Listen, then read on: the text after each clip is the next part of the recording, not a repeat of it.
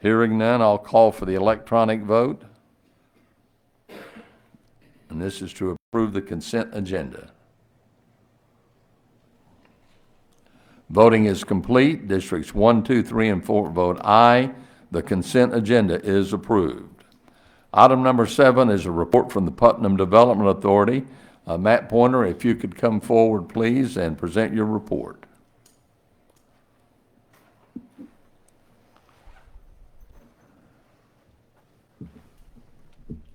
Good morning. I'm going to give you the first quarter update from the Development Authority.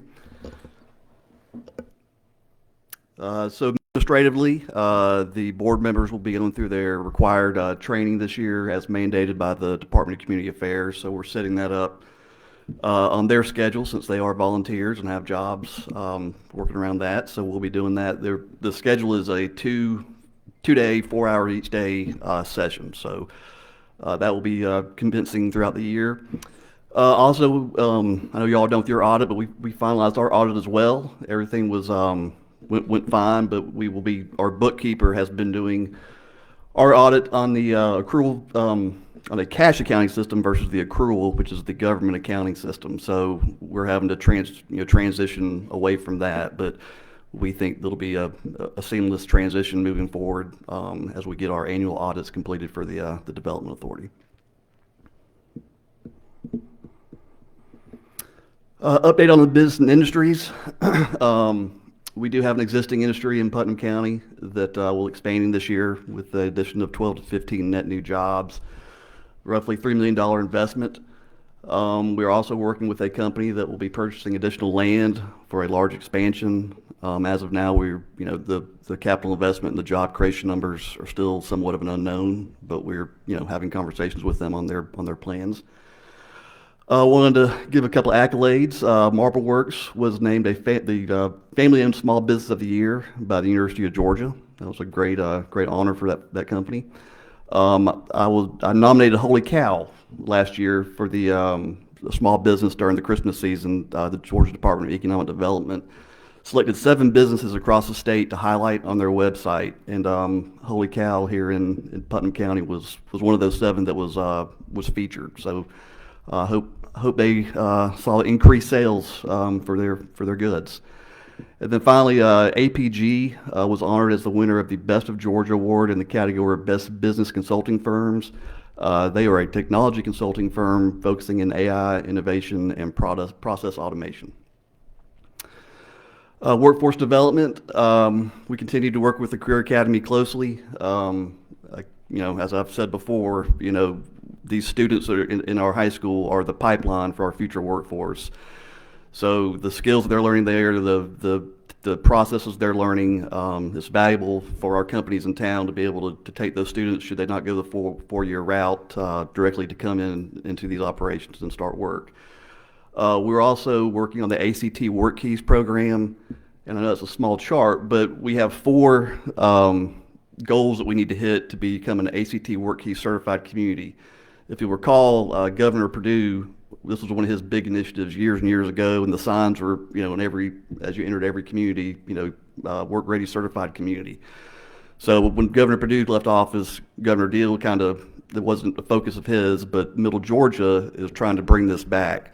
So all 11 counties in Middle Georgia are working on this program, and so we're looking at emerging workforce. Again, that's basically your students and trying to get them to take the test. And I think I'm getting ahead of myself. The Work Keys program is where the individual takes a test on their work keys, and it's an assessment of our different components. And what you do is, once you get your certification, either a platinum, gold, silver, or bronze, when you go to apply, to a company for an interview, you have this assessment. So it lets the employer know kind of what your skill set is off the start. So we have emerging, which is our students, current employees who are, again, existing employees looking to better themselves, and then you're transitioning, which are employees that are looking to either, find a new job or unemployed currently. And then finally, it's our companies in town. And what's interesting on this chart is that while most of those companies are not Putnam County companies, there are people in Putnam County that are driving to Macon and to Warner Robins to work. So that's a big chunk that we have to pick up, and we're hoping to get more companies involved. Again, when you sign up to be a company, you don't have to guarantee a job to someone that has taken the assessment. It's just that you will agree to interview them for a job. So this was something that's ongoing. With our office, we're getting new signage on the front of our building, and one of our board members made the recommendation that we partner with the Career Academy to have their welding department, basically, and their CNC operators build us a sign. And so Career Academy has agreed to partner with us on that, and Titan Pictures will be filming it from start to finish, so we can kind of tell the story of our high school working with the Development Authority to put this on our building, so we'll be able to showcase that across the community. Then also we are updating our website. Every 3 years you kind of need to refresh and kind of bump up some things. So we're going to be adding more content to the site. Again, working with Titan Pictures and our web provider out of Milledgeville. So this is probably a 4 to 6 month process. It'll still be active and live, but we'll have a background site that we'll be making the tweaks to before it goes live. So project activity. The ER Snell project closed the end of February. It was supposed to close in November, but we had some challenging attorneys we were working with, but we finally got that closed. They have purchased 10 acres for $450,000 in our industrial park. Upon approvals, they will start construction. They'll be investing $8 million and will create 25 to 30 net new jobs. The temporary plant located at the Rock Eagle Technology Park will be relocated to another site, not to our site here in Eatonton, but back up to their home plant in Snellville. So one of the things about this project was that ER Snell is paying close to $500,000 a year in sales tax to Putnam County. So either it was stay here or go to Greene County. And so the Development Authority did not want to lose those taxes leaving and going down the street. Additionally, they are getting a tremendous amount of gas for their operations from the city of Eatonton. So fiscally, they're helping the county and they're helping the city in their operations, and as well as hiring new employees here. So we're excited about this project. Additionally, we've had our surveyors have wrapped up surveying at the property as well. We have 2 10-acre tracts that have been parceled out. We have the chemical manufacturing company that I've mentioned in the past that's hoping by mid-May we'll have our negotiations completed. This will be a $60 million project for phase 1 with roughly 30 high-paying jobs. Because of what they do, it's a very specific and skilled process. So they'll be doing some national searches for some of these positions. And just, when we try to recruit projects, it's not a sprint, it's a marathon. I mean, I've been meeting with these companies, especially this one, since, probably mid of last year, late summer. So it takes a while to work through the numbers and understanding what they need and what we have and how we can be good partners to them. And then yesterday, we had a good meeting with Project Mouse, and again, we have code names for our projects. We sign either non-disclosure agreements or it's a handshake agreement between the company not to divulge who they are. So the code word for this project is Mouse, and again, they were looking for some land at the SIP site, so we are hoping to push forward with that project, and we feel confident at this point that it will, we're in the hunt for it. As stated previously, upon work at on 441, they'll be moving their plant out of there. So that site they cleared for us is like roughly 8 to 10 acres at the front, in front of Alto Scientific. And pretending what happens to Rivian, I don't know if the $6 billion gift that was given by the previous administration is going to be doged or not. But that's going to be a great site for the suppliers of Rivian. Rivian's initial plan was to have all their suppliers on their campus, and this was their first major expansion, and that was their thought process. But the state really talked to them about, you need to spread out because you're going to have such a large concentration of workers right there. It's going to be hard to have competition with your suppliers. So that park we have there is 21 miles as a crow flies from the technology park to the Rivian plant. Hyundai, for instance, they have suppliers in Macon, which is about a roughly 2-hour drive. So we feel that, we'll have an opportunity to collect some of these Rivian suppliers, tier one suppliers at that site. And obviously we have more land back there that we can develop. So that should be in the future, hopefully a good opportunity for us. Again, pending what happens with the federal dollars. And then once ER Snell is off the site and their contract is up, they're supposed to be off this site by the end of December. They think maybe late summer, early fall, they'll be done with the work out there. We'll be rebuilding the sign of the property and making the improvements to how it looked previously, which was very nicely landscaped and aesthetically it looked nice. And then with the South Industrial Park, again, we have surveyors delineating the line between the railroad and GDOT, so we can put a new sign there. We had to tear that sign down 2 years ago because it was sitting at the used car dealership. But the companies in the park really want the sign back up. We really want to do it for them, but obviously we have to, there's a small little piece of land in there that we have to be able to fit this the sign into. So we're trying to make sure we've got all of our T's crossed and I's dotted. And additionally, as you go into the park, we want to make it a little bit more nicer to drive into than what it currently is. And with that, I'll take any questions. Questions from the board? Commissioner? Matt, thanks for the presentation. Just a question back on the ACT work keys reference. Those numbers you showed, is that confined to students in the high school, or are there also opportunities for adults post-high school to engage in that program? It's for anybody, from students in high school to 55, 60-year-old. Like, if you're looking for a new start in your career, being able to take this test is a very good opportunity. The group out of Warner Robins that's kind of heading this up for our Middle Georgia region, they've got great stories and examples of how at existing plants, they've got somebody working on a line and they're offering these tests and they realize that this person actually scored a platinum. They were more apt than I guess than the company realized. They're obviously able to advance that individual more than they had originally expected. So it's a really good program. It's just challenging, with the school having, their test and their requirements to be able to fit this 3-hour test in for the students to take.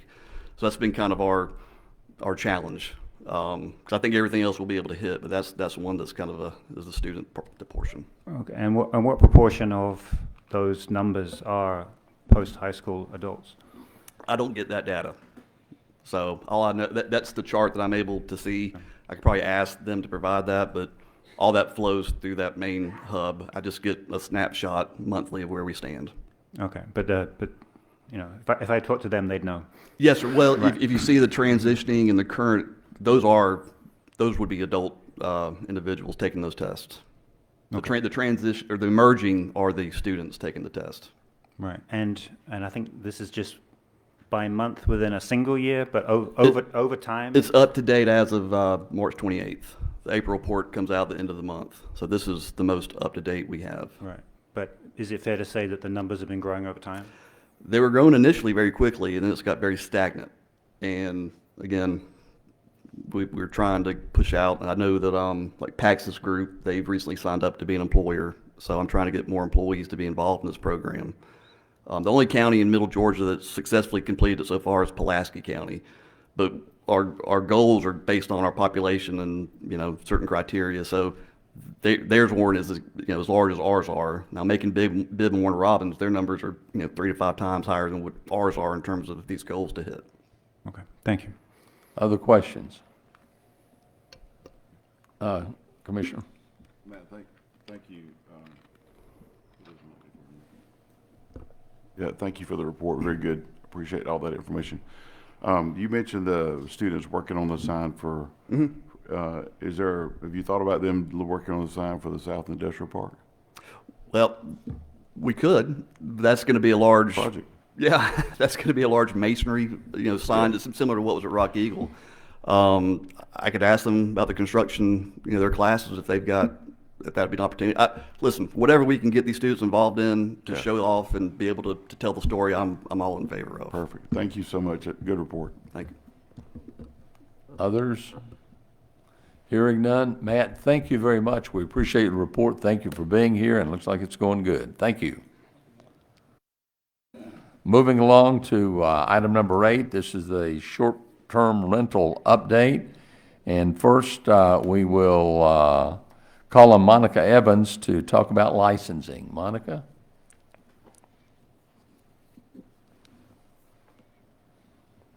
Good morning. I am the short-term rental licensing coordinator. We went live on geo permits in November 2024. And the next slide shows how an applicant will go in and put in their parcel number, and then it'll pop up their property address and their name, and they'll click next, and it's a couple of documents they have to upload: their rental agreement, their parking drawing shows the parking on the residence, their tax deed, their deed or tax record. Then they have to upload insurance, 2 affidavits that has to be signed and notarized, their driver's license. Then I go in and I approve it. Then it sends them a notification to pay, and then Ms. Lynn goes in and does the final. And the STR by numbers in 2020, it was 102, 2021, 147, 2022, 207, 2023, 284, 2024, 235, 2025 to date is 217 with 7 pending per fire marshal approval. And the location of the STRs that are issued: Lake Oconee, 138, Lake Sinclair, 75. Non-lake properties are 4.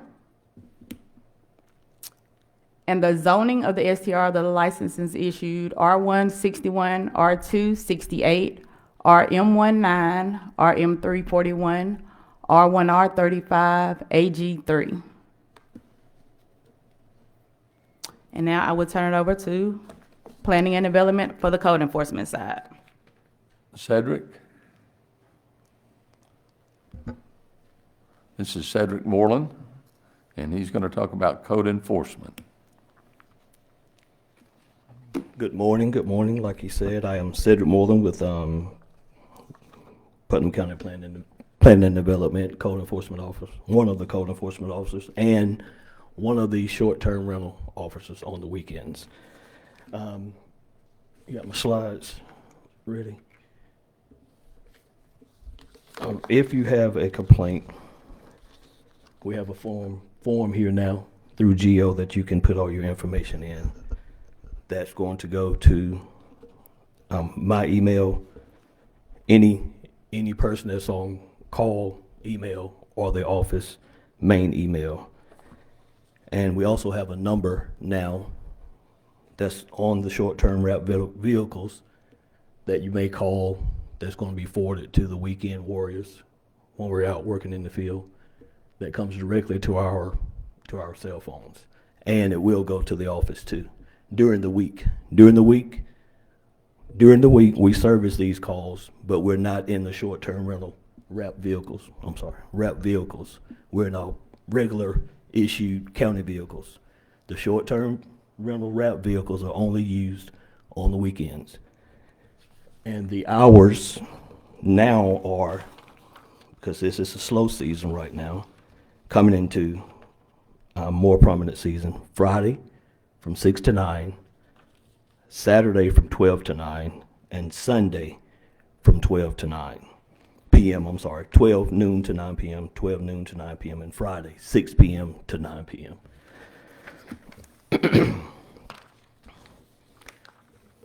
Since the system's been up and working from September last year through March 31st this year, we had a total 22 total complaints that were handled by code enforcement altogether. 8 of those calls were the same address. We've had 0 citations that has been issued thus far.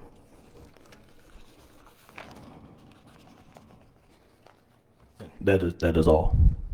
Any questions at this time? Questions from the board? Commissioner Hersey? Commissioner McElhaney. Yeah, what's that phone number, by the way? I don't have it right here, but I can get it for you. Okay, thank you. We need to publish that number. Other questions? Commissioner Hersey? Yeah, Cedric, thank you. The complaints that you've had, I mean, and issued no citations, are those complaints that you just could not verify, or? That's correct.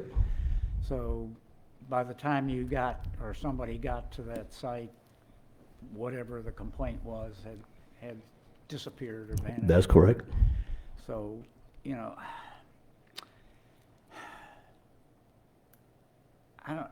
do you know how many of those non-compliant STR signs have been actually put out? 6 at this time. Six of them have been placed at various places. Yes, the 6 that are out were illegal operations. Right. There are none on the legal operations. Right, yeah. Okay, that's all, thank you. Other questions, Commissioner? Commissioner Garrett?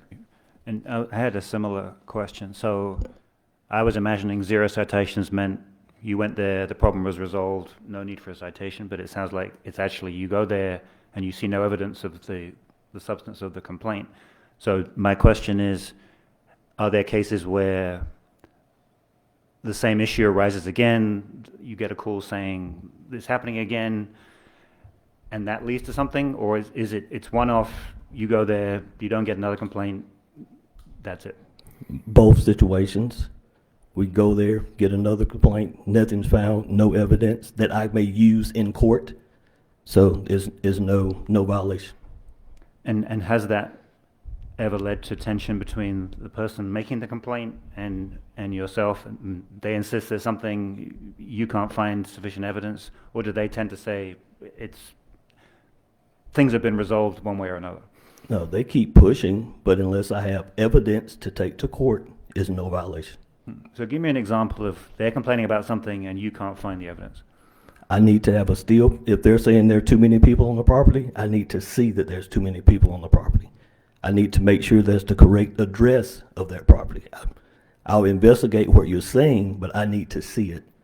I need to be able to prove this if I take it to court, because I don't want to be on the other side to be sued for something I'm doing wrong. Mm-hmm. Okay, thank you.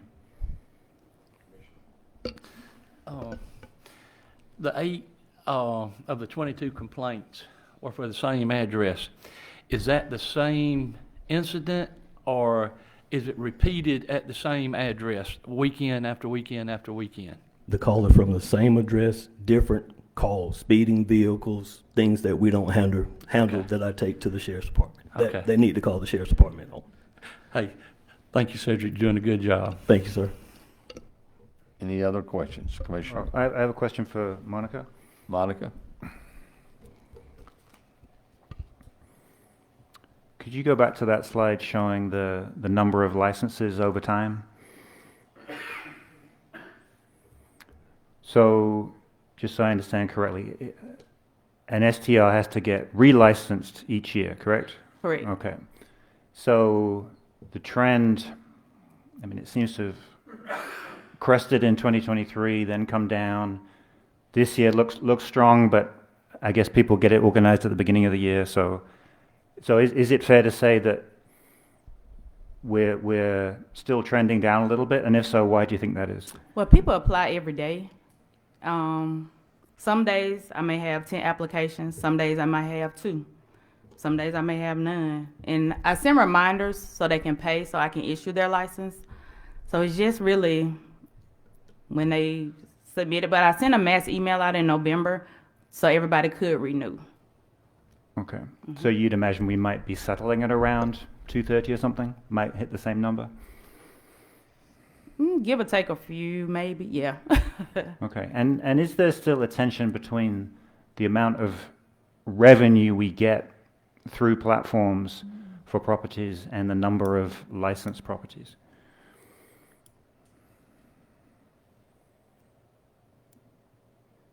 Am I making sense? Well, again, correct me if I'm wrong, but my understanding is because most of these properties use Airbnb, etc., to advertise, to collect the revenue, and because those platforms are obliged by law to pay the appropriate hotel motel tax, is there any discrepancy between where that money's actually coming from and who's actually licensed in our system? We wouldn't really have any way to know, because when Airbnb and VRBO, they send us one lump check each month with no paperwork other than to apply it to February or something. We don't know who they're paying for. So we have no way to know if they're paying for someone that's not licensed per se. But could we seek that information? They obviously have it. They're not willing to share. Oh, they've said they will not share that? Yes, and that was not a requirement in the state legislation that put that into effect. So they're not going to do any more than they are Okay. required But just to do. dollar-wise, are the dollars we get consistent with the licenses we have and the number of, do we know the number of nights that are rented, or we don't even know that? We don't know Okay, that. so it's hard to reconcile the two. Yes. And Commissioner, you wouldn't know the cost either necessarily, what Right. they're charging, so it is a little frustrating from our perspective. Okay, and is it fair to say that we're not aware of, I mean, if we come across an unlicensed STR, we have a process to deal with that? Yes. He had dealt We with we 6, send I out believe. letters letting them know that they've been identified as doing short-term rental and to please apply for their license and that they're operating illegally and blah, blah. If it rises to the code complaint department, then Cedric takes care of it. Yep. Yes, I'll speak to that. That's what I was getting to. If we see on Airbnb or VRBO that you are acting as a short-term rental, even if you have not booked, I am coming out to put a sign on your property in the county's right away. If customers call in saying someone is booking and we can't find it on Airbnb or VRBO because you can't put in the address, there's nothing we can do at that point. Okay, and how many cases like that have happened, say, over the last year? We've had 20 or 30 where someone said they were doing it, but there was no evidence given to us that we can find that information out. But there were some customers that called in with the actual advertisement that we were able to see, and it had their address in the advertisement. So that's how we were able to pursue. And some of these people have come on and gotten their business license and did right with the agreement, and some just will not call us back at this time. But we'll keep pursuing it. Yes, sir. Right, thank you. Commissioner Wooten? You've run into this, I've heard that you've run into this before. A lot of times unpermitted, and it's a complaint on it, and somehow it ends up being their cousin or their brother or their sister, and that's a hard thing to prove one way or the other. And I just want to let folks know that that happens all the time. I think it's happened on Little River Trail down there. And you've been down there numerous times, and that man's got to have the biggest family of anybody in the state of Georgia. Yes, sir. But I do appreciate you doing it in timely fashion, and I appreciate Miss Lisa that y'all, the job that y'all do. I mean, this is something there's nothing definite in it. Y'all got so many variables to fool with. Y'all got a lot to fool with, and I appreciate y'all taking the patience and the time to do it. I just wanted to add one thing as well, so adding on to what Cedric and Monica has said. So there are some times when we cannot prove or we cannot find it, and that's when the sheriff will step in. And he came today so that he can add as well to his finding and how he's dealing with the short-term rental complaints as well.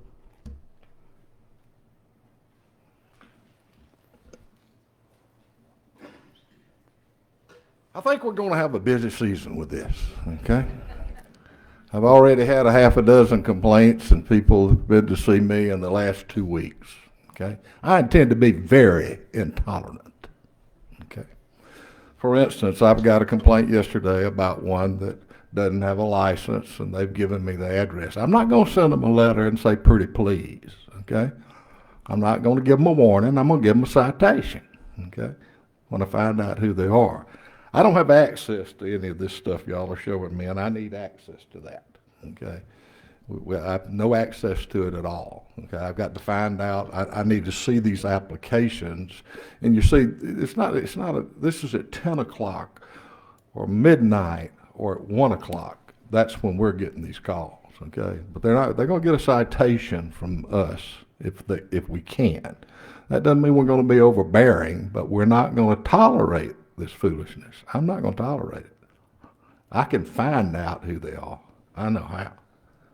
And, I've been pretty frustrated with it over the last 2 weeks.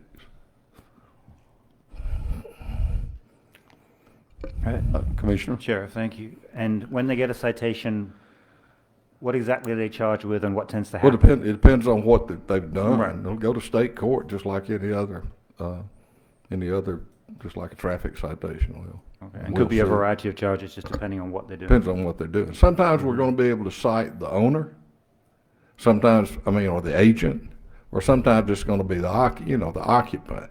It depends on what our ordinance allows. And I told some of the people that I met with yesterday that this is gonna be a learning process for us. And I'm sure we're gonna have to, for all of us, but this is new well, I'm certainly new to these people. The code enforcement people, but I'm sure we're gonna have to amend these ordinances and stuff like this, but I expect this season is gonna be a learning experience, and I've asked people to bear with us. So is it fair to say that this season there's going to be more concerted attention to this issue than in past years? Oh, yes, sir, because we didn't have this ordinance until last year, right? Last year, I guess, when it went in effect, I think, wasn't that right? It was last year. Yeah, 23. So it was late in 23, but I'm sure there are going to have to be some adjustments. But I'm trying to tell people, and he's right. I mean, I'll give you an example. One of the calls we've had in the last couple of weeks, like 2 o'clock in the morning, and the lady says and I think that was probably the same address, right? And says that there are 15 cars down here in the street and stuff like that. Well, when the deputy gets there, okay, they meet 15 or 20 cars at an odd time of the morning.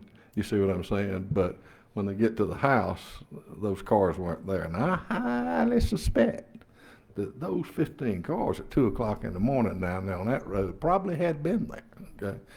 So there are some times, you know what I'm saying, when it's not gonna, be enforceable in situations like that, unless they have some sort of tangible evidence, or video recordings, or things like that. So, but it's like everything else.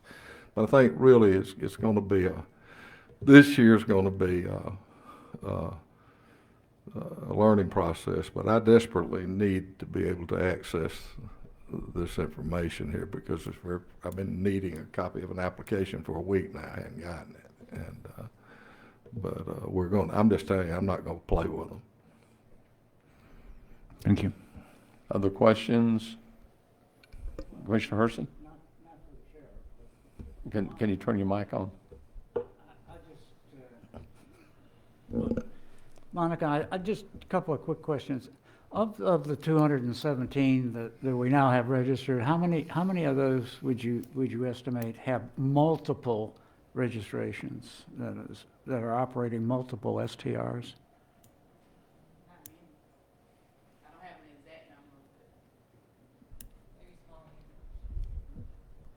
So most of them are single owner operators? Yeah. Okay, thank you. Sheriff, thank you very Thank you. much. And Lisa, thank you. Cedric, Monica, we appreciate the job you're doing. We know that this is the vacation season. It starts with the Masters next week. And so you're going to see things really pick up, I think. Moving right along, item number 9, authorization for the chairman to sign a resolution naming county roads in the proposed Habitat for Humanity community. We have 2 folks signed in to speak to that, and we'll start with Kristen Tanner as she spoke. The guy signed in first. Kristen? Good morning. Thank you. Is the mic on? Good morning. Is that better? That's better. Thank you. Yes, Christine here on behalf of Habitat for Humanity in Putnam County. These roads, this is a subdivision that's been in place for quite a while. It was, the plats were all recorded back in 2008, but it doesn't appear that the roads were officially named, and we need to get them in your system. So I'm mainly here for any questions that y'all may have, but We normally don't speak. We don't do that. We'll do it. You don't when ask we- questions? Okay. Not yet. Okay, well, the roads in question really are Little Creek Woods Drive, Peekaboo Street, and Ashton Court. Okay, thank you. Also signed in is Billy Webster, and he's to speak on this item number 9.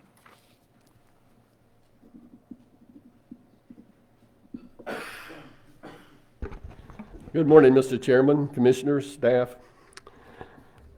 First of all, by the way, I have no objections to what is being proposed here. It's just the timing. But for your information, how many commissioners have actually put eyes on these roads? By show of hands. 2. Okay, thank you. I'll know how to address my other comments then. I guess my first question would be, is this an official county road or roads? And I inquire because I couldn't find an approved preliminary plat for this subdivision. And I got to tell you, to my untrained eye, some of the asphalt on these roads can't be much more than an inch in thickness. Hard for me to believe this road meets the county road standards for acceptance. And I guess my next question, although it was partially answered perhaps, is what was the rush to have the names right now before there is any subdivision, preliminary plats, or anything else developed? If I could I have the pictures? This is a picture that I took on Wednesday of the proposed North Rosalind Carter Road. This is the cul-de-sac. You'll notice that there is a shed and a cargo container sitting there. That is on private property. That is not part of the subdivision. You'll notice that the asphalt is pretty well broken up. There's weeds growing in the cracks. Could I go on to another slide, please?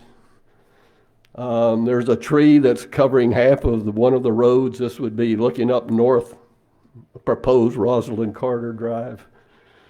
Another one that shows the asphalt fairly broken up. That's the cul-de-sac at the end of North Rosalind Carter Drive with a lot of broken up asphalt. I only suggest that this be delayed until these roads can be brought up to a standard that I think that the Carters would appreciate. Do you really want tomorrow for this to be called North Rosalind Carter Drive in this condition? I would say delay the naming of the road until the preliminary plat has been developed by Habitat and maybe some improvements made to the road. Then you could have your naming ceremony. Thank you. Thank you.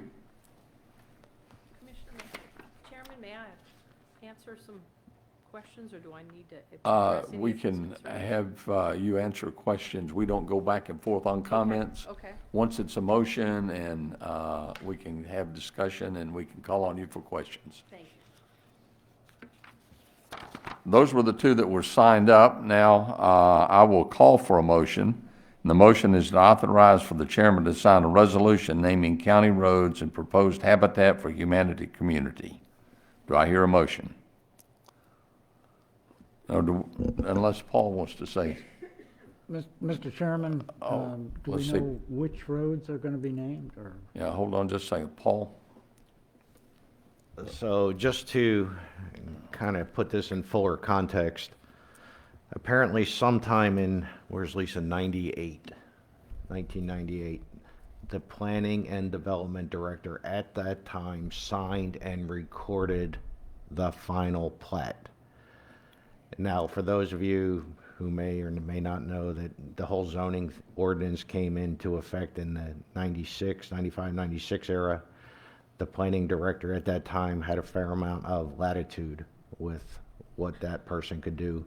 And these roads had been accepted by the county and it's been recorded. So that's why there is 2 of these conundrums that have been on the horizon for the last 30 years We have one more left, but that's why this is in there. I believe if Fraser's in here, I believe we've been out on that site before too, haven't we been back in there? Or, yeah.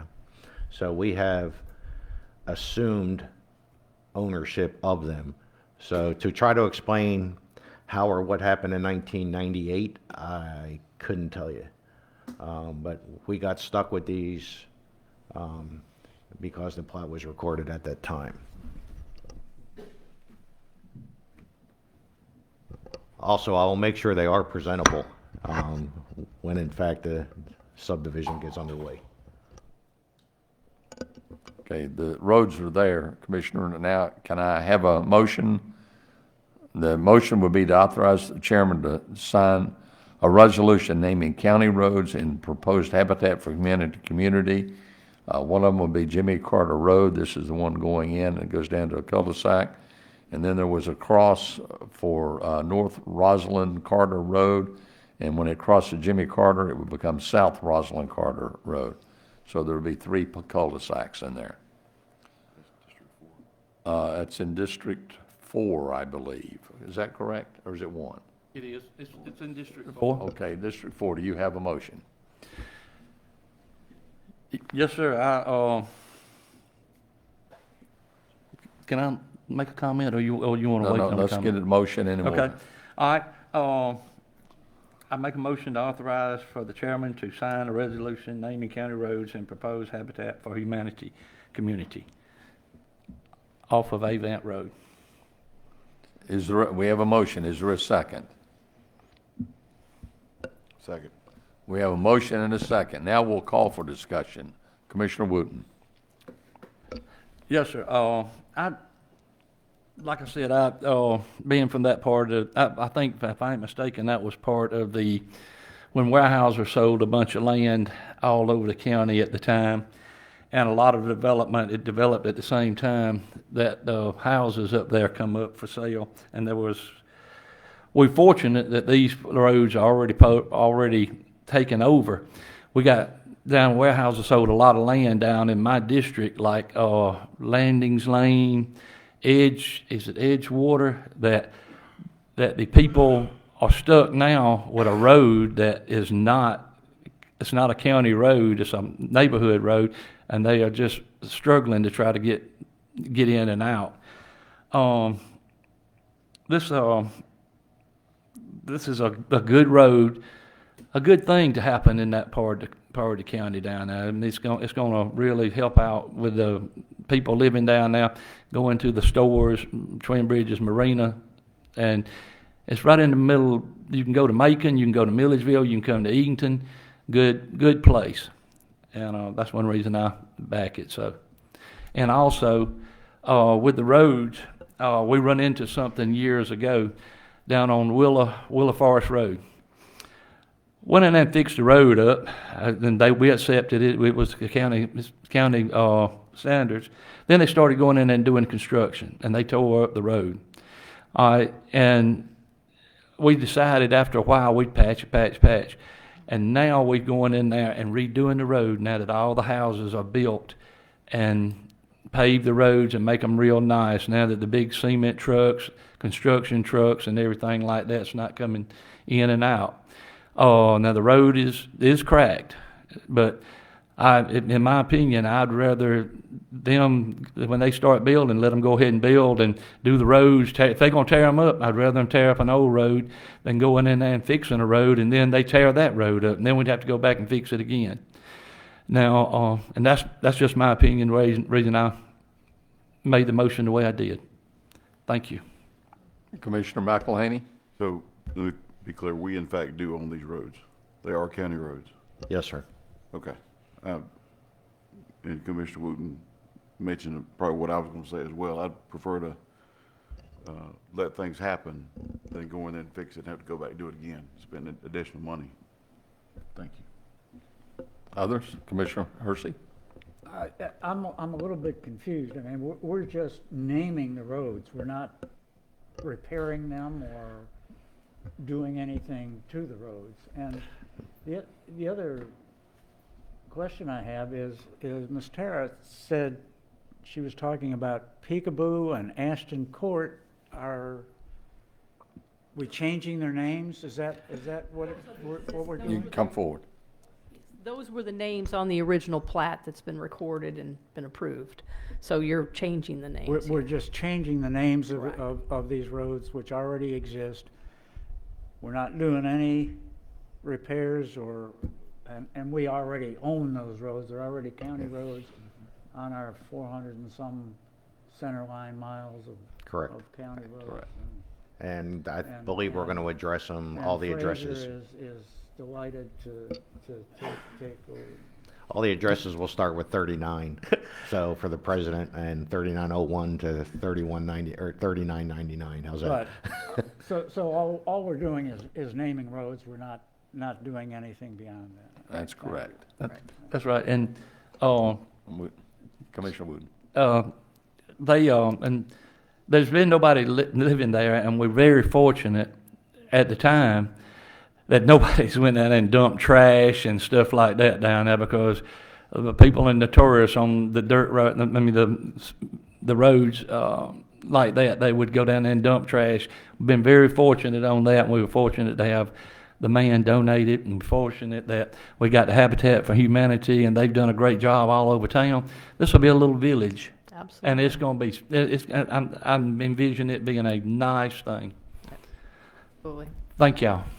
Commissioner Garrett? So just to clarify, and with respect to Mr. Webster's comments, so nobody lives there now, and there's going to be significant construction to turn this back into a neighborhood, which is great. And I imagine any public ceremony of renaming the roads would wait until that development's happened, and we wait for any repairs on the road until that development's happened. So naming the roads now is simply, I mean, there's no advantage or disadvantage to doing it now. And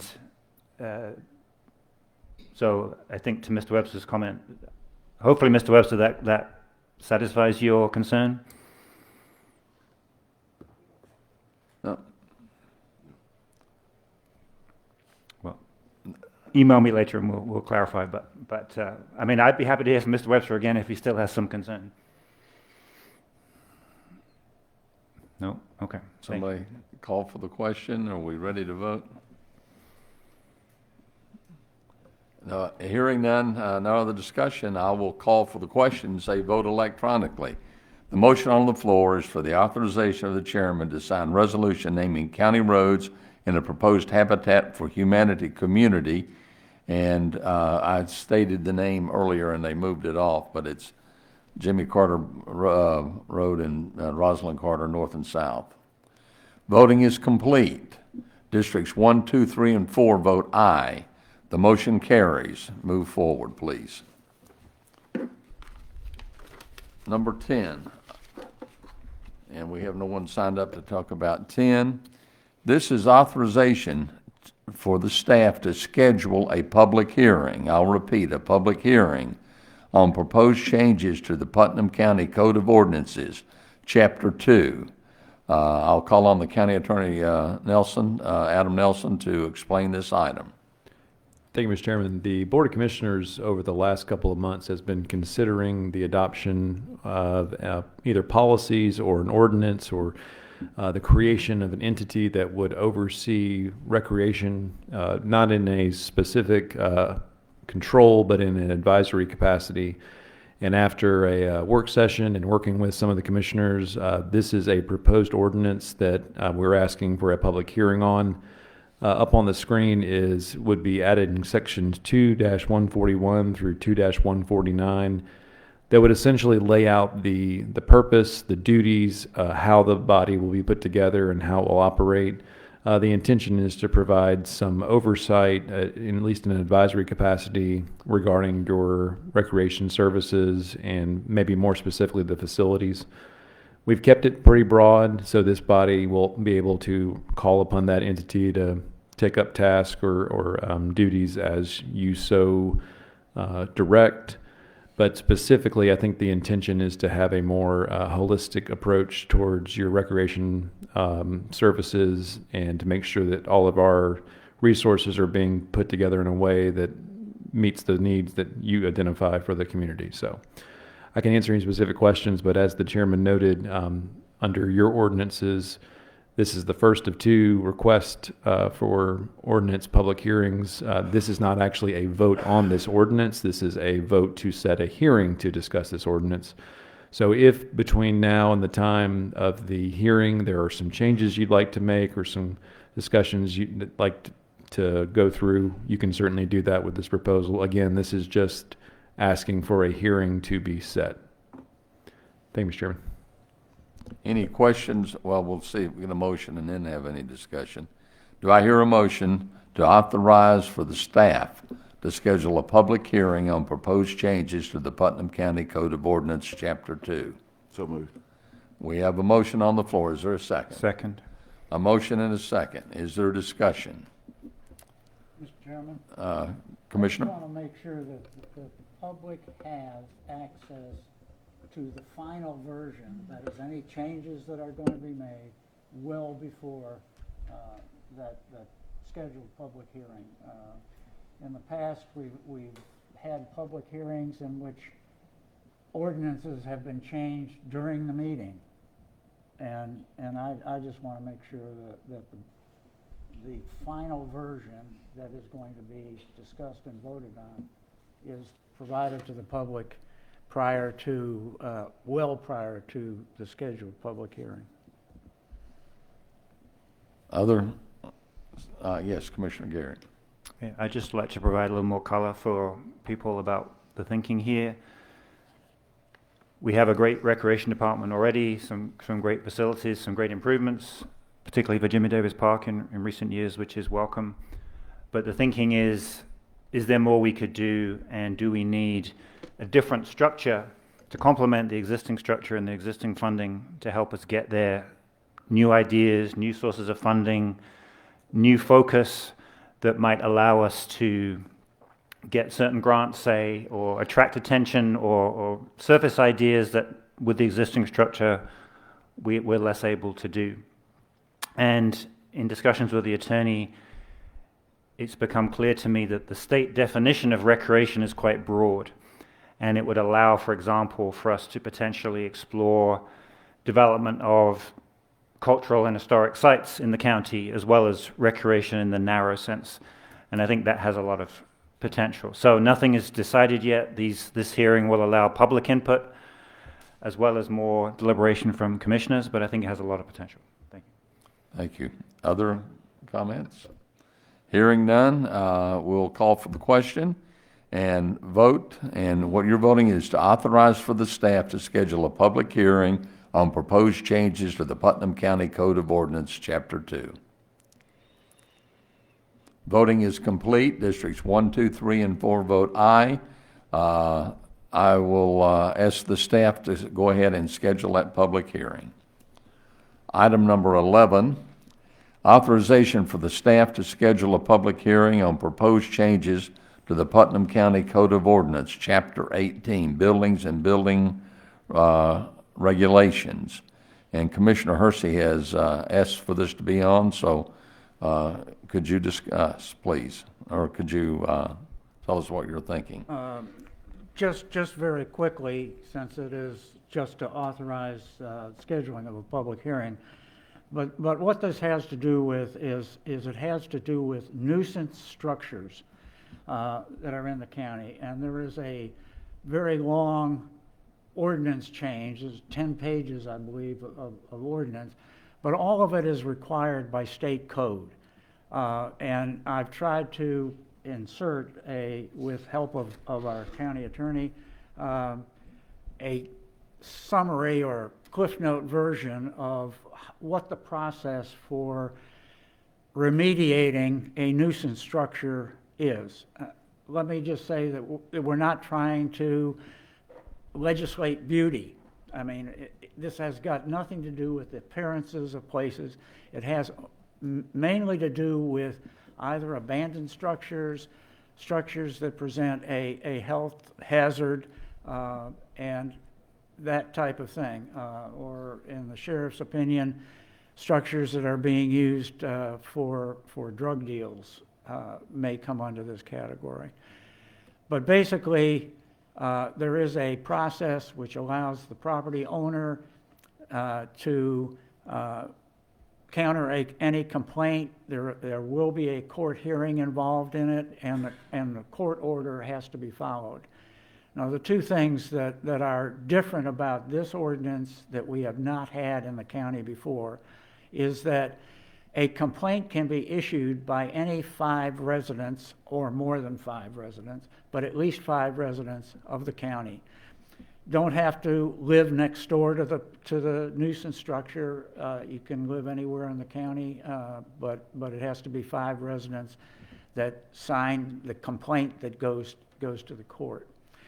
The other thing that is different about this particular ordinance is that if the owner fails to comply with the court order, the county is enabled to go in and effect the repairs or removal of the structure and recover our costs, the county's costs, through applying a tax lien on the property.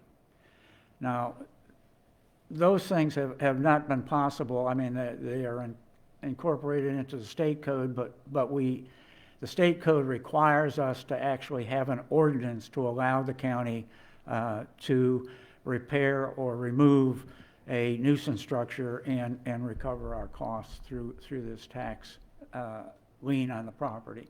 So, and a tax lien is like any tax lien. It basically would be having the property put up for a tax sale, and the minimum bid would be the cost to the county. It's not just the cost of the actual removal, but court costs and other costs associated with the process. So,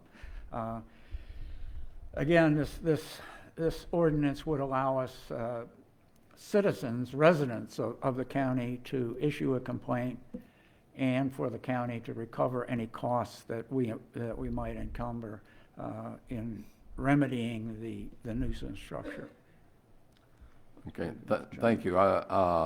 The attorney wants to explain one little thing, I think, before I call for the motion. Well, after what the commissioner provided, I don't think there's much more explanation needed, but I did want to make sure that everyone understood that we do not currently have this in our ordinances. So this is what we would be adding in, and as Commissioner Hersey provided, this is a state code mandated process, so everything that's included in there is what the state allows. My other jurisdictions that I represent, not all of them have it, but a majority do, this type of ordinance, and specifically, it's not intended for us to become the police of the building structures inside the county. It allows you to have discretion as to when we would step in and make these improvements or fix problems. So again, it's not required either. So we as a body have discretion, and certainly the judge would have discretion on when to get involved. But so again, this is not it's not a mandatory process if we put in place. It's another tool in the toolbox that we could use. And again, we do not currently have this in place. So this is the proposal from Commissioner Hersey. Thank you. This is the motion would be to authorize the staff to schedule a public hearing on proposed changes to the Putnam County Code of Ordinances, Chapter 18. Do I have a motion? Mr. Chairman, I move to authorize the staff to schedule a public hearing on the proposed changes to the Putnam County Code of Ordinance, Chapter 18, Buildings and Building Regulations. Is there a second? Second. We have a motion and a second on the floor. Is there any further discussion? Yes, Commissioner Garrett. So I'd just like to clarify with the attorney. So right now, without this ordinance, if, say, Lisa's department gets a complaint, what action can be taken? So right now we're limited in what a court would order someone to do. The key element to this proposal would be allowing the county to do the improvement or remedy the problem. So currently a court could order somebody to fix the problem or come into compliance with the applicable code. And the court has the power provided by state law to order, hold in contempt, in some fine, in some circumstances even jail. But at the end of the day, magistrate judges that are, or our state court that are directing can only order the person. So in this case, if you say you have an absentee owner, which is I think the most common, my experience with these types of ordinances, my most common situation is a burned building that somebody has left. There's nobody to enforce against. And so in this scenario, the county can step in to remedy the problem. So right now, a complainant would have to instigate litigation to address this. I couldn't guarantee you that it's not as simple as adjacent landowners or just people in the community instituting their own litigation. We as the enforcing body can move against them if say there's a code violation of some sort, but our remedies are limited. All we can do is bring it to the court's attention and let the court try to enforce.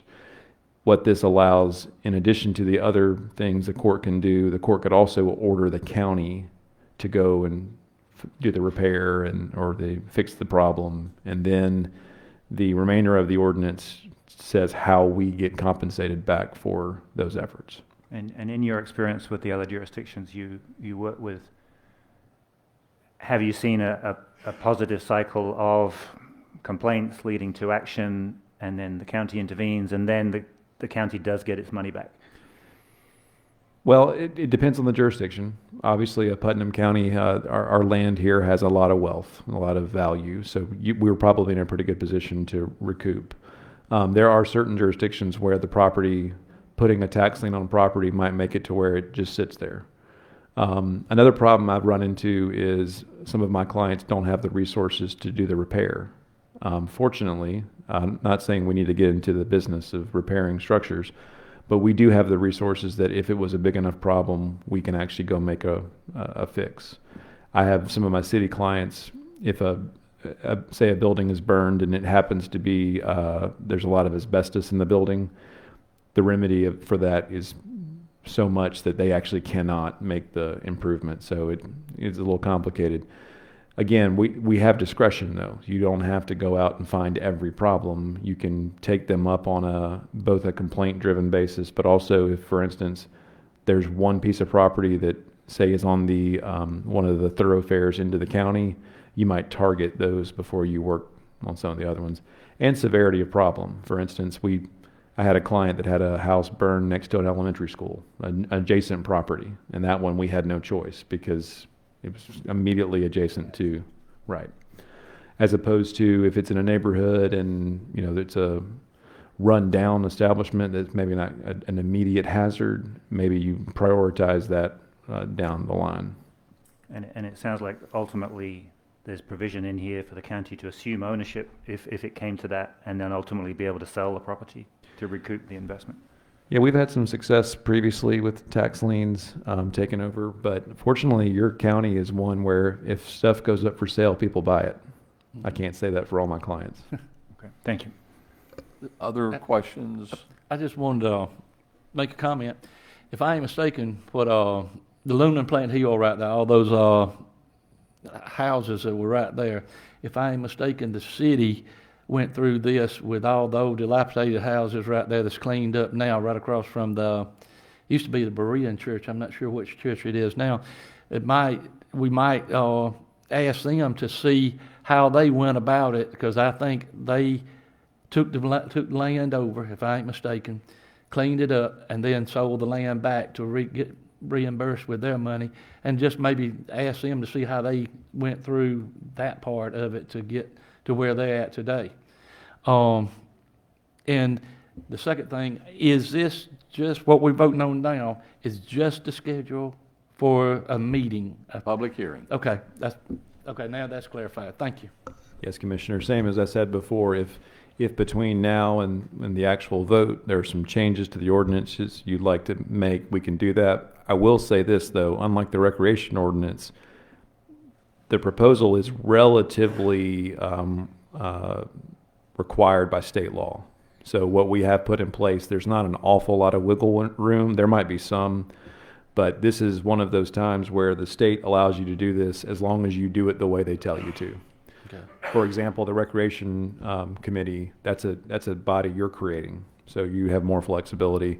But again, certainly we can talk through if any commissioners have any questions between now and then that we can try to tweak changes if you so direct. Thank you. Any other discussion? Yes. Are we currently running afoul of state law on this? No, this is an optional ordinance, so if we don't approve it, that's fine too. The biggest part of this is that this would include the remedy for us to go and step in and fix. So if we adopt an ordinance that doesn't meet the procedure that state law requires, then yes, we would be. But right now, as we currently stand, this is an optional ordinance that the state allows us to have, and by not having it, we're not running afoul of state law. So do we currently have a process in place to handle this, correct or not? You have a process to address code violations, but you don't included in that is not the ability to remedy it ourselves. So that's what we're asked. That is the main component of this ordinance. It would allow us to fix the problem. Okay. Other comments, discussion? I will entertain a motion. You got I it. got the motion and the second. We've discussed it. I'll call for the question and ask for a vote electronically.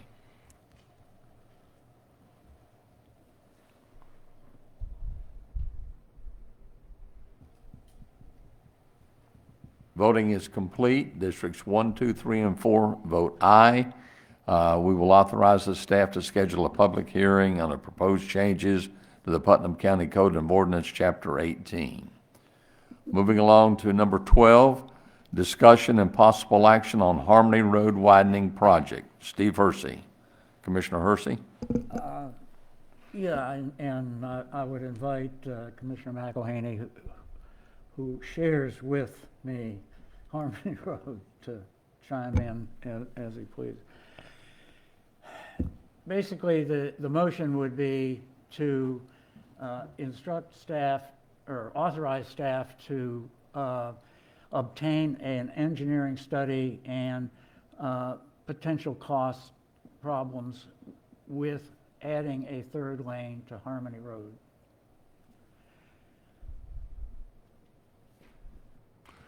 Yeah, so, Well, let me just say, Harmony Road, a section of Harmony Road between Highway 44 and Scott Road.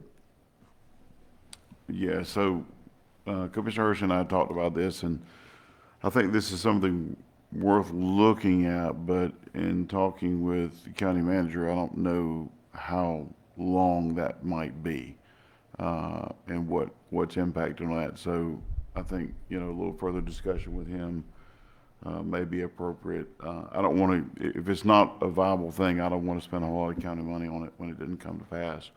Or it could be something that we could look at spending some additional SPOS money on at the end, if there's any left over, to do that, if need be. We'll not. The motion is just to have staff come up with a design and probable costs. Yes, sir. And obviously, if the costs are going to be exorbitant, we're not going to do it. Right. But if it's reasonable, and one of the costs, I don't know, we're discussing something before the motion has been seconded, but one of the issues is going to be, do we actually have sufficient right-of-way on that entire stretch of Harmony Road?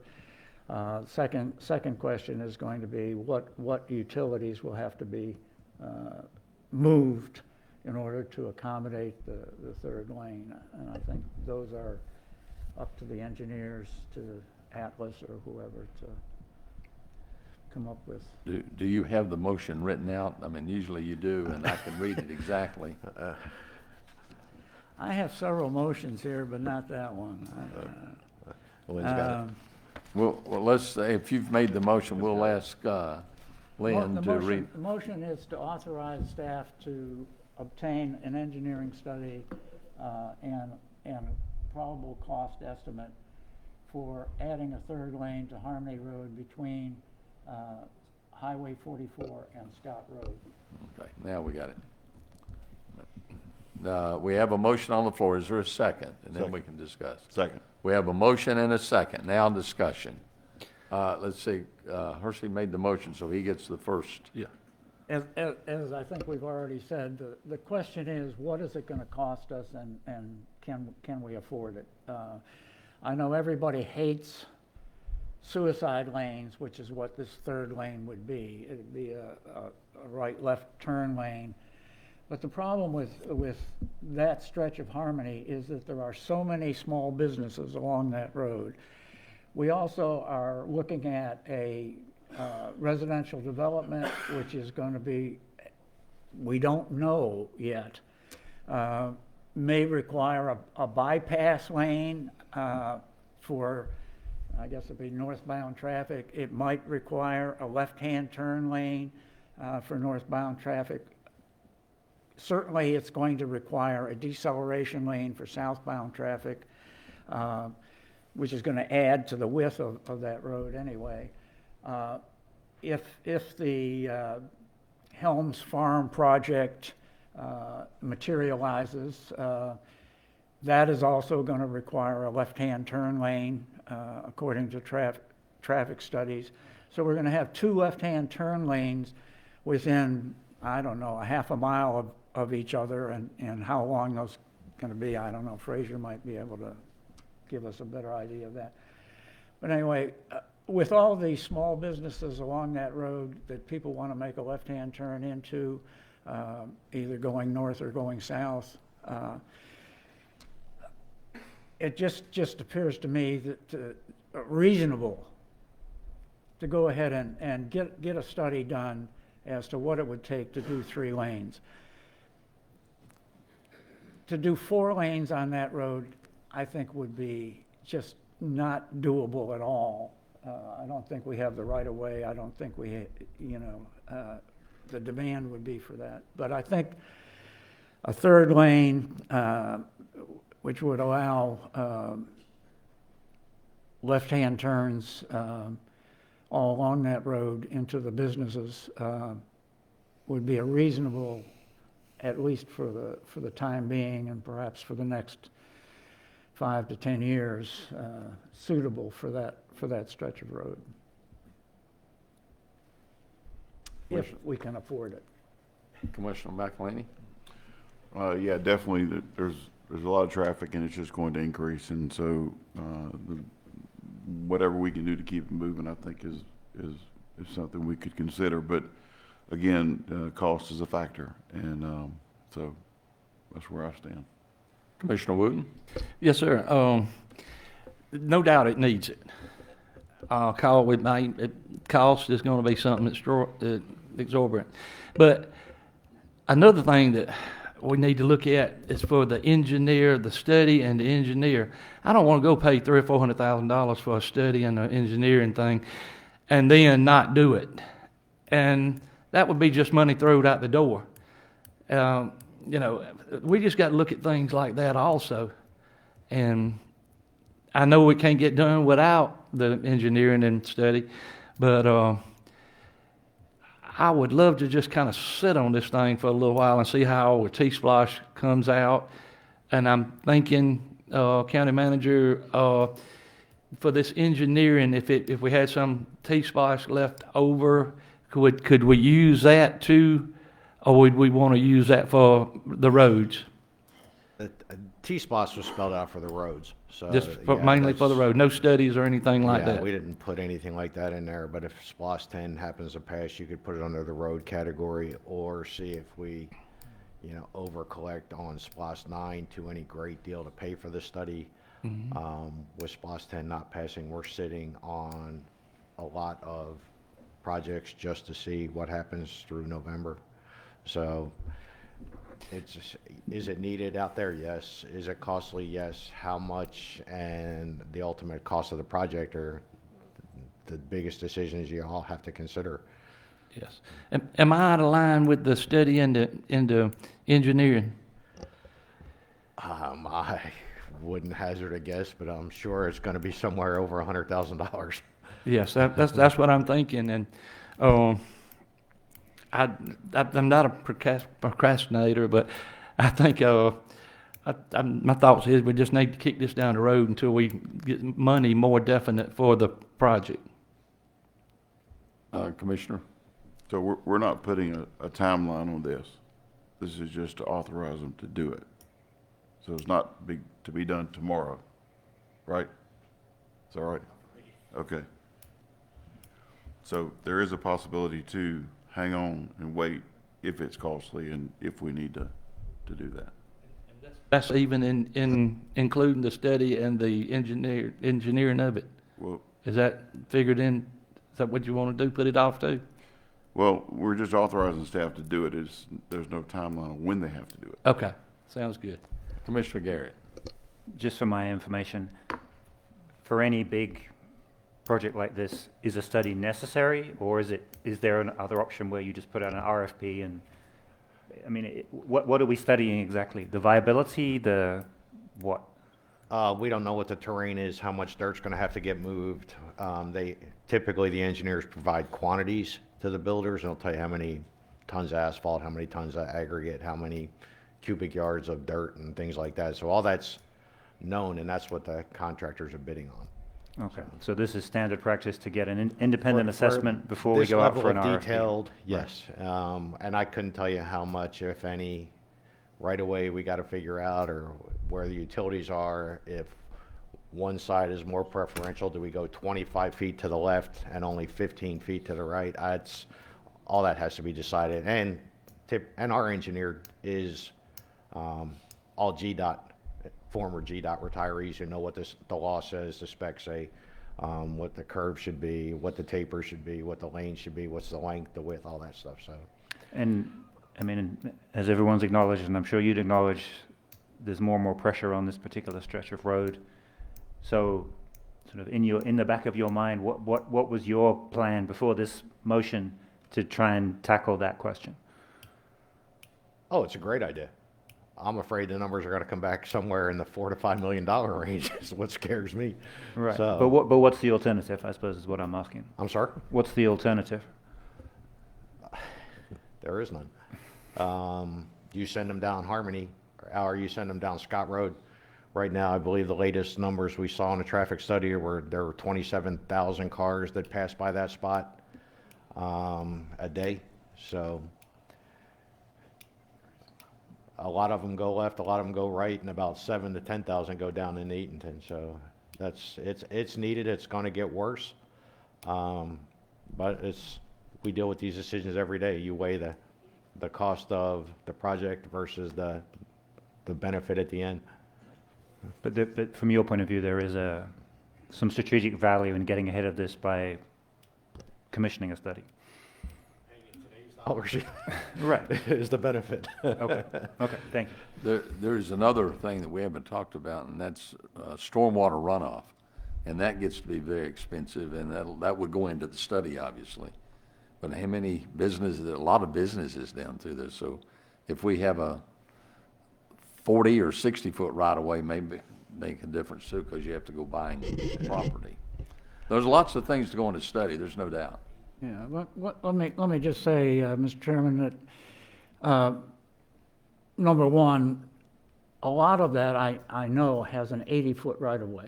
And that's what we're getting. Fraser confirmed that. You're correct. And so I'm not sure that we are going to have to purchase any right-of-way at all, but there are utilities in those right-of-ways that the utility companies will be responsible for relocating if we have to use that particular.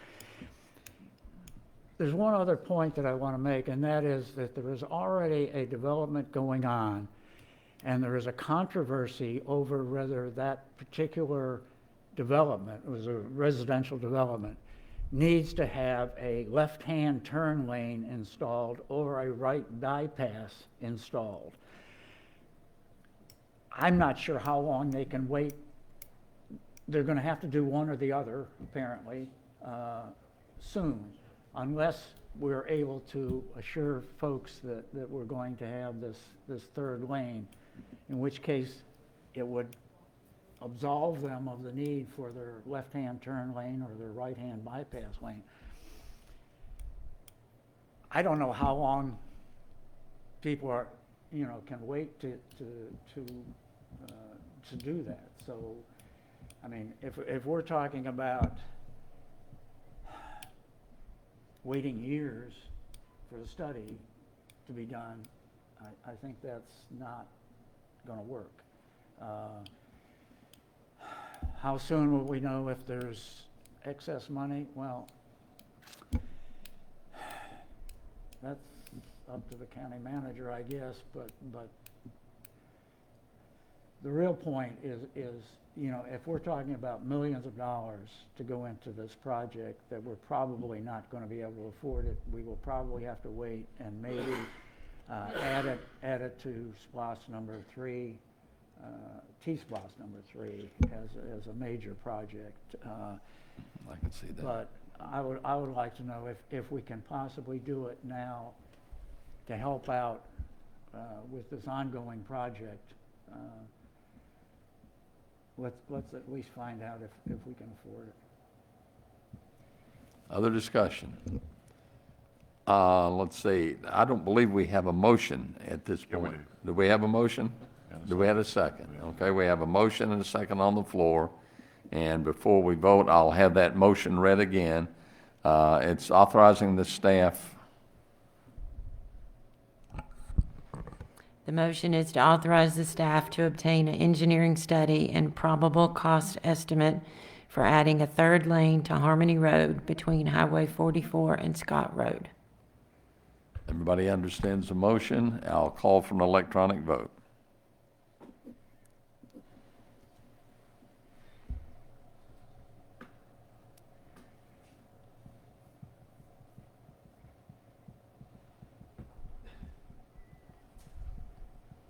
Voting is complete. Districts 1, 2, 3, and 4 vote aye. So we will move forward with the authorization to the staff. Moving along to item number 13, this is the authorization for the chairman to sign a resolution enacting a moratorium on development in District 3 and to schedule a work session on development in Putnam County. And before we start on this end, we've got 5 people signed in. Charles Gray is first, and you got 3 minutes, Charles. Thank you. Without yet hearing the reasoning for this request for a moratorium, I'd like you to consider the consequences if this is passed very carefully, what it's going to impact to the building market this year. We're getting into prime building season, and this could put projects off for an entire year. Also, the impact of financial impact to contractors and developers who are already into getting ready to apply for permits, and also permit requests and applications that are pending. How are those going to be handled? I'm very interested to know the reasoning behind this, but please consider very carefully the impact that a moratorium like this could have on District 3 and the county. Thank you. Thank you, Charles. Next on the list is Josh Sprayberry.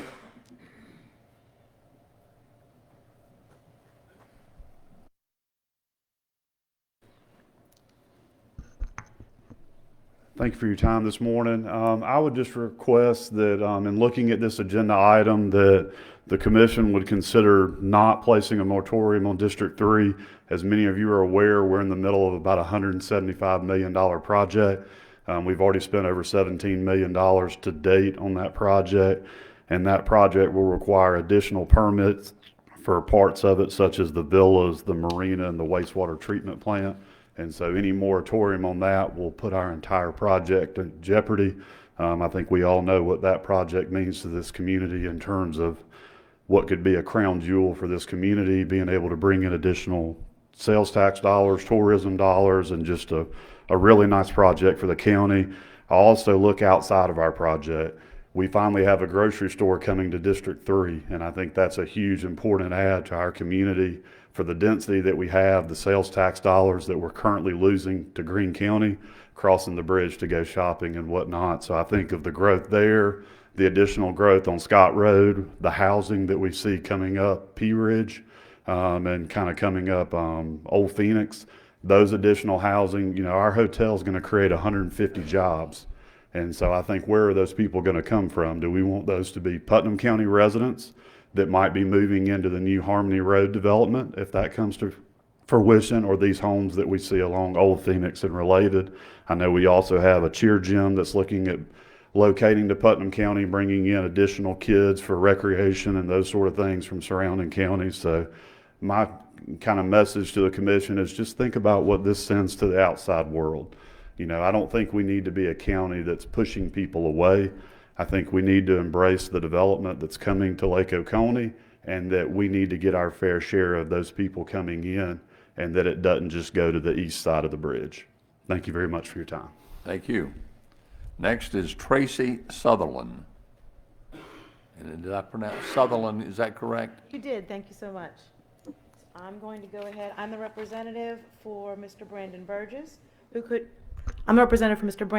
couldn't be here today because he has his children on their spring break, and he has asked me to read a letter. It says, "Good morning, Commissioners. My name is Brandon Burgess, a property owner, business owner, and Lake Oconee Area Builders Association president. I live and operate my business in District 3, the area targeted by this proposed moratorium, and I am firmly against it. This moratorium is a knee-jerk reaction to zoning concerns and a misguided wave of public outcry. It is not thoughtful planning. It is reactive policy that will hurt not only the county, but all property owners like myself who are developing land legally and responsibly. I purchased a piece of property that has been zoned C1 commercial for over 30 years. I have not asked for a rezone. I haven't sought a single concession. I'm not trying to change the rules. I'm playing by them. And yet, because a few individuals who had every opportunity to buy this land and chose not to, now don't like the idea of development, I'm being told I might have to stop. This is not just frustrating, it's costly. And if this moratorium is passed, it could potentially cost me over $2 million in project delays and opportunity costs, not including the $3 million I invested for the purchase price and future profits. That's a real impact. The number will increase every month that a moratorium is in place. That's local economic activity grinding to a halt. That's jobs, taxes, and progress on hold for what amounts to political cover. If the moratorium is passed, residents like me will have to consider legal options.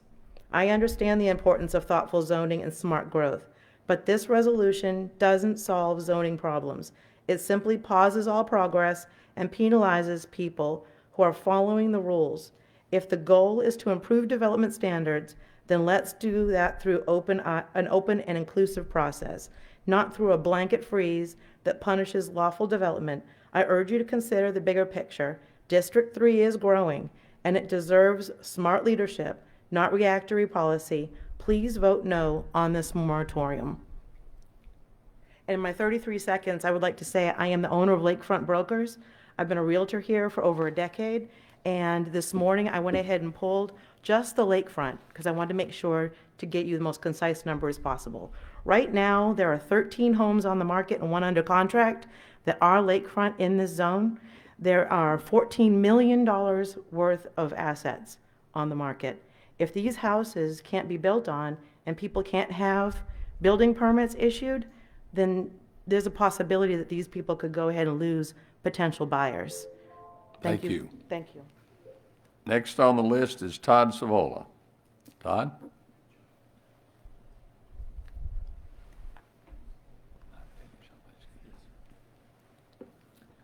Good morning, Board.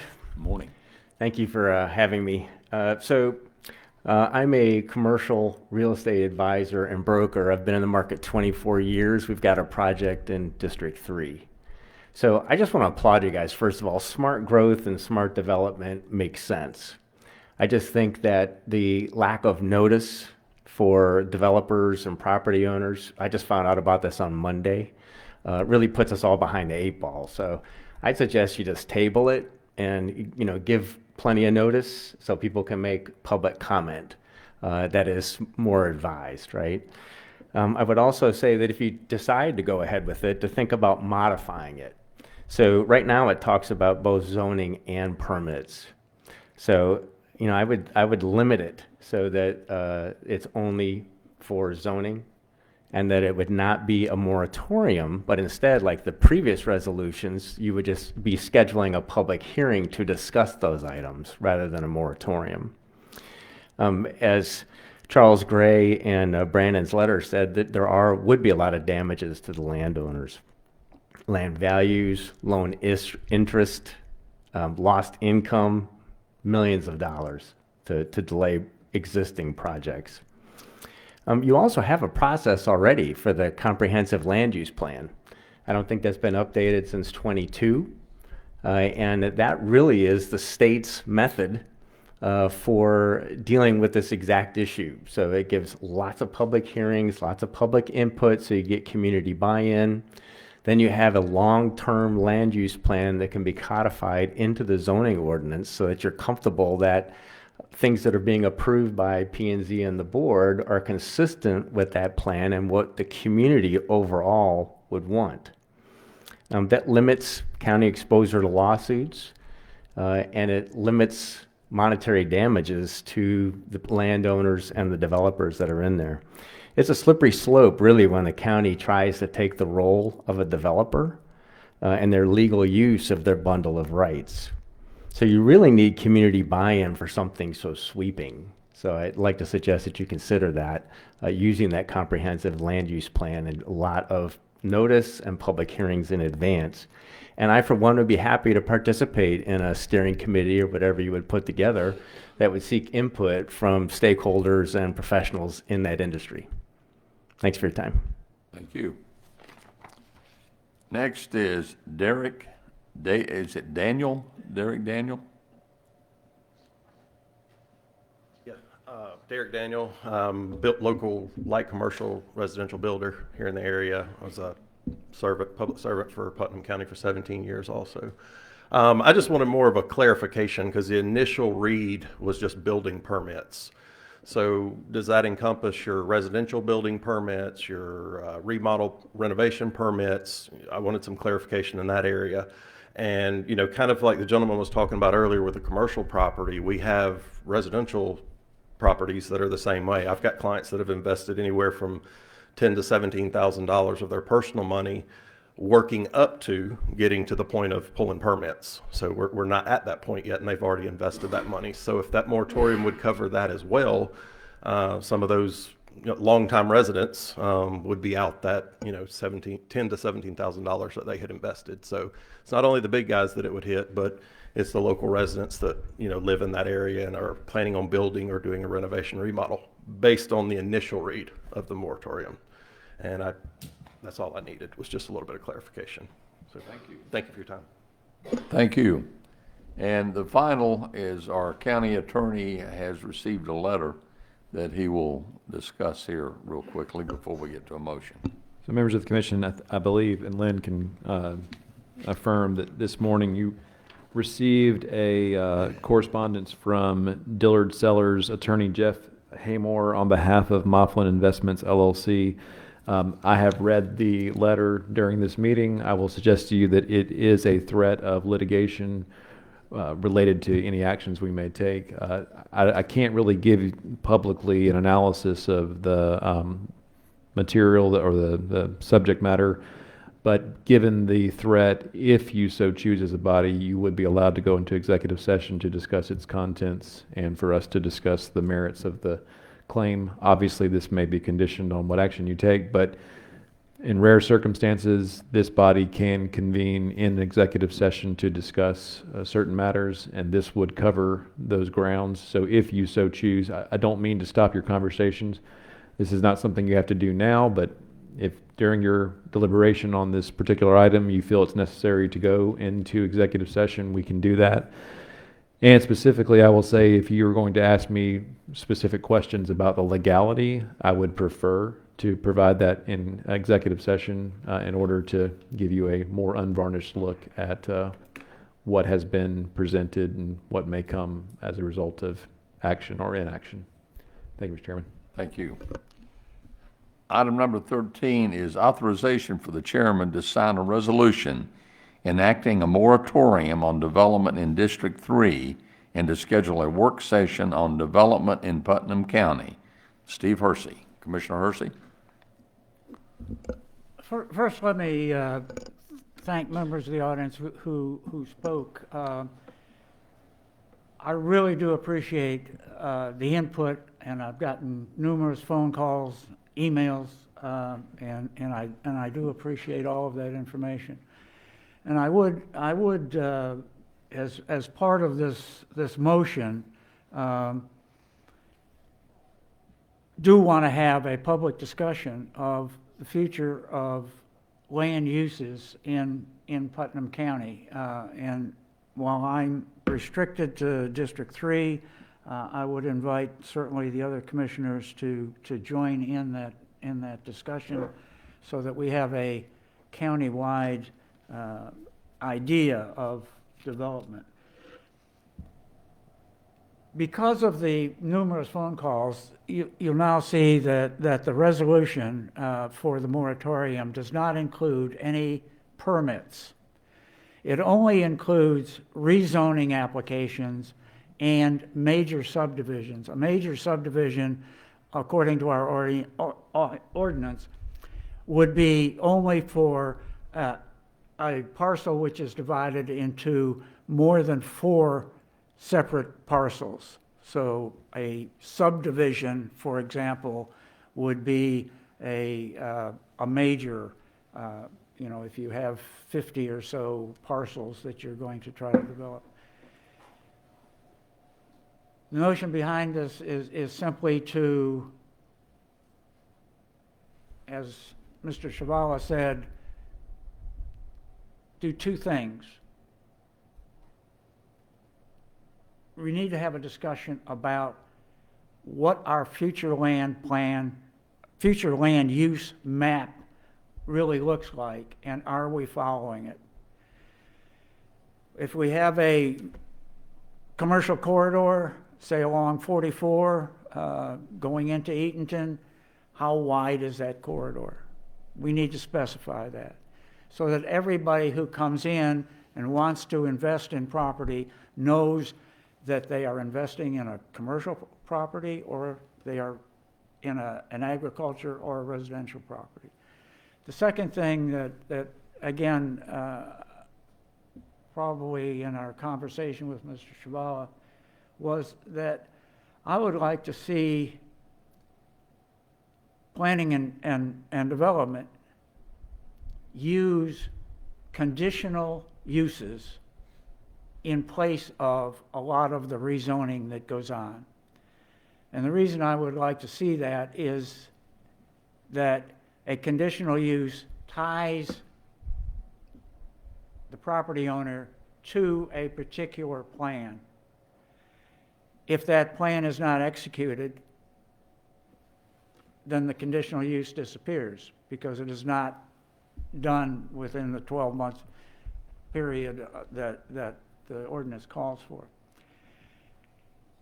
I would like to see some discussion in which developers, builders, residents, and the other commissioners all come together and have a true discussion. And that's, in order to do that, I have asked for a moratorium on rezoning so that there is not a rush before any decision is made to get properties rezoned, and a moratorium on major subdivisions. Now, this may be a 90-day moratorium, it may be a 30-day moratorium. It depends on how quickly we can schedule a public input and discussion of this. But in terms of some of the public input tonight or this morning, this moratorium does not apply to any permits that have already been issued. It doesn't apply to any rezoning that has already been approved. So, for instance, the Lynn at Lake Oconee, I don't know what other additional building permits. There's a building permit, but any additional building permits will not fall under the auspice of a moratorium, because we have no building permits in this moratorium. It's not up for rezoning. It's not up for subdivision. So it doesn't affect that particular thing.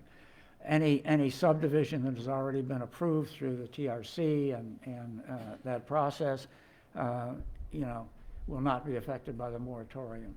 It's only new applications for major subdivisions that would be affected. So, as I say, what I want to do is I want to just take a time out and let's look at where we're going with the development, and to make sure that we are consistent with the land use plan that we would like to see done, so we can preserve our residential neighborhoods as well as accommodate commercial development in District 3. So that's what this moratorium is about. Mr. Chairman, do you need a motion, or do you have a motion? I would need a motion, a formal motion, I believe, if we move forward. Is that correct? Am I stating that correctly?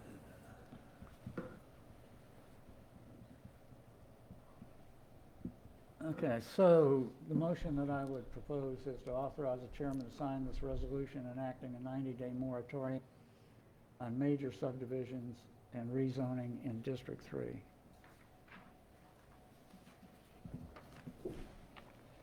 Okay, the motion is to authorize the chairman to sign a resolution enacting a 90-day moratorium on major subdivisions and rezoning District 3.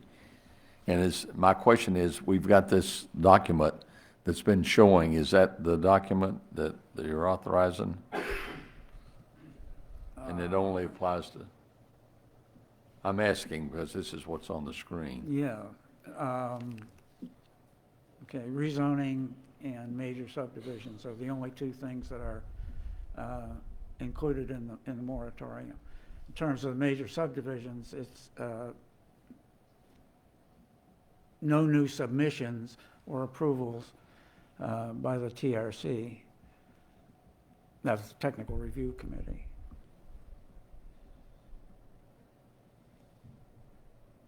And there is a date that shall commence on this date. The date, has been left open. The other thing that is, well, I don't know, we need a second for this, but anyway, the other thing that I would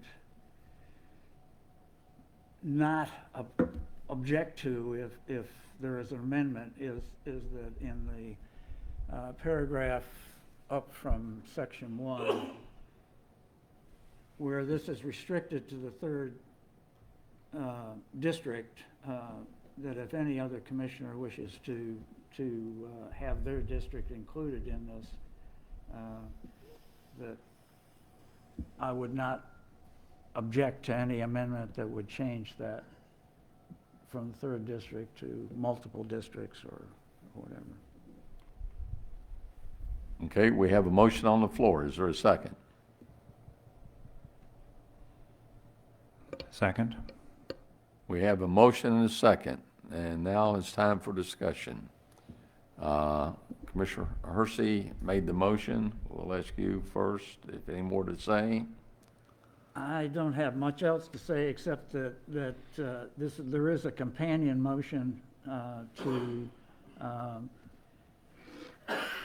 have the chairman schedule and I'm not sure what to call it, but I've called it a work session in which we can have public input as to A public hearing.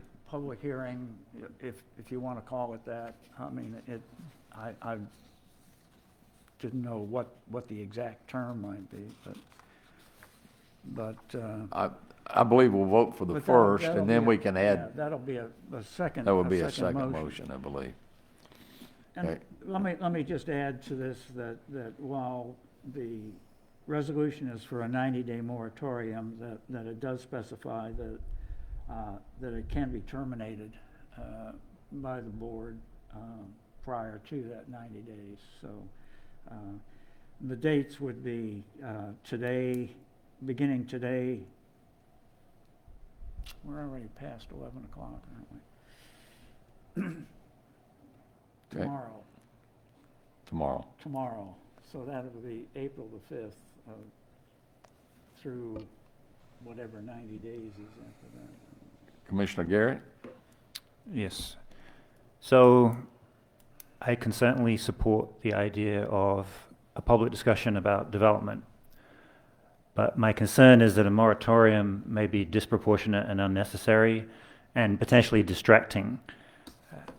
I'd be worried that if we agree to a moratorium, it will create confusion, it'll create anger, and it might put undue pressure on the subsequent discussion to come up with some perfect resolution in order to get the moratorium ended. So, in my view, we don't need a moratorium to do the fundamental thing here, which is to engage in an open discussion. And I definitely understand the pressures in District 3. We've got rapid development. It's welcome overall, but we've got to make sure it is consistent with the land plan. We need public input to make sure we're not going off track, but I don't think we need a moratorium to do that. Thank you. Other discussion? Chairman, just in response to the gentleman from the 2nd District, we really cannot, I don't feel, delay this discussion. And to me, placing a moratorium is the only way that we can come to a decision about how to move forward with this development. So I have placed this moratorium on the agenda to generate speed in discussing and coming to some decisions about the development, particularly in District 3. As I've said before, it is not going to stop, to my knowledge, any permitting, but I don't want to see any rezoning until we decide that zoning or rezoning is the best way to move forward on in some aspects. The problem with zoning is simply that once you get a zone, it's there forever, and any of the allowed uses within that zone are eligible for that property. So someone can come in with a one plan and decide, well, now that I've got a commercial zoning, I will change it to one of the other uses. I mean, I just kind of euphemistically use the example that I live in an R1 district. Well, one of the other allowed uses in an R1 district is a church. Why don't I turn my house into a church and avoid property taxes? I mean, that's an allowed use. When you get into things like commercial or RM3, these have multiple possibilities for use. And someone coming in with a rezoning request under one usage does not necessarily, is not bound to that particular usage. So I really feel that we need to quickly solve some of these issues. And to me, the way to expedite things is through the moratorium. May not be for 90 days, maybe for 30 days, 60 days, but it will not disrupt anything that is already in effect. So, Commissioner Wooten. Yes, sir. As an individual business owner all my life, time is money. And if we give, and I'm against the moratorium because these folks got a lot of money and invested in what they got. They got people sitting around, labor that they've already got everything planned out to go the way they want it to go. And in today's world, that's hard to do, to get everything lined up. And I'm not against the work session, but the moratorium, that just needs to go away, in my opinion. Thank you. Thank you. Other Commissioner? I certainly echo Commissioner Hershey's concerns with regard to zoning and the many, many uses that can transpire within that. But, and I want to have more discussion about that certainly, but I don't think that a moratorium is in the best interest of all involved at this point. I'll call for the question and vote electronically, and the motion is to authorize the chairman to sign a resolution enacting a 90-day moratorium on major subdivisions and rezoning in District 3. Can I just clarify something first? After this vote, can I make an alternative motion? Absolutely. We've already said that. Okay, thank you. Commissioner Hersey has got an... just a point of order. You can amend the motion, but you would have to vote on this and then... Right. I meant to amend, yes. We've called for the question. We need to vote. And then we can have another motion. After this motion's on the floor, it has to be voted on.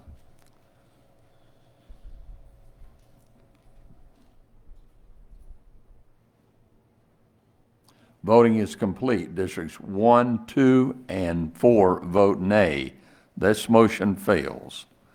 Now, I will entertain a second or another motion that will, and Commissioner Hersey as mentioned in what was published here. Okay, pass. I will read the motion. This motion is authorize the chairman to schedule a work session to discuss development process in Putnam County. It's, The chairman wishes to refer to it as a town hall. I would accept that. okay. Mr. Attorney, should we call this a town hall meeting, or I don't know that we're talking about a work session. My issue with the town hall verbiage is that we have nothing in our ordinance that describes the process of a town hall. Generally, and I'm speaking our custom, because I don't think it's defined in your ordinances, but we have used work session to be among the Board of Commissioners and town hall to be involving public comment. This is completely up to the board. I would probably think that an initial work session would probably give you an opportunity to put together what you think, and then a town hall thereafter would allow you to receive comment on what you think. But obviously, that's up to you as a body.